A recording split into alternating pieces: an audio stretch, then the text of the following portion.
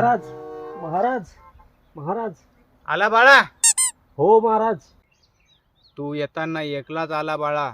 हो महाराज. हे तुम्हाला कसं माहित? महाराजले सगळं माहित आहे. ते चष्मा काढ आणि एकदा डोळे मोठे कर तू यावाले.